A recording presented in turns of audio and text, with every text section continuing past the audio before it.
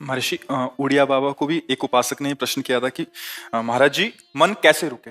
तो उड़िया बाबा ने उत्तर दिया नियम पालन से।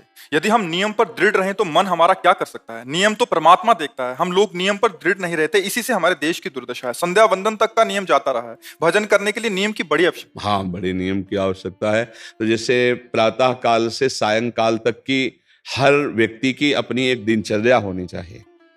ऐसा नहीं कि आज हम 4 बजे उठे, कल 7 बजे उठे, पर फिर मन को आप कंट्रोल नहीं कर पाएंगे। मन के लिए एक दिनचर्या होनी चाहिए कि हमको 10 बजे सोना है, 4 बजे उठ जाना है, तो फिर 4 से 4:15 नहीं होना चाहिए, 4 बजे उठ जाना, ऐसा नियम बना ले। और उठ करके हमको थोड़ी देर नाम जप करना है, थोड़ी देर हमें वाणी जी का गायन करना है, थोड़ी देर हमें ध्यान, एक अपनी दिनचर्या। फिर हम अपने संसार के कार्य के नियम, जो संसार के कार्य हैं, उनको भी करते हुए भगवान को समर्पित करें। जैसे जो पद में है, जो आपको राष्ट्र सेवा मिली है, जो आपको समाज सेवा के पद मिले हैं, या आपको जो घर की सेवा के कार्य मिले हैं, उनमें बहुत धर्म पूर्वक आचरण होना चाहिए।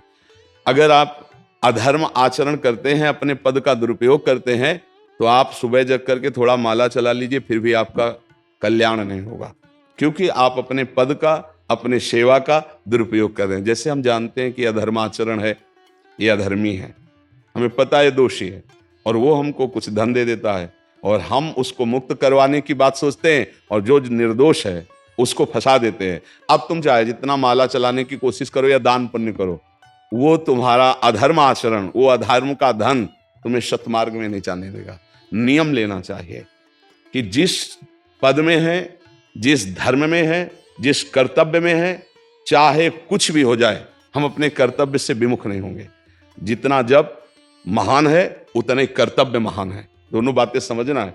जब माला फेरा और इसके बाद बेईमानी, अधर्माचरण, इनका कोई नियम नहीं है कि हमें कैसे चलना है, तो वो माला काम नहीं कर पाएगा, क्योंकि उसका तभी सत्य भाव माना जाएगा माला जपला जब धर्माचरण है। धर्माचरण नियम से। बोले वो बड़े कट्टर नियम वाले हैं, उनको घूस नहीं, आप उनको भयभीत करके नहीं काम करवा सकते, प्रलोभन में काम नहीं करा सकते। ये जय श्री राधा कृष्ण।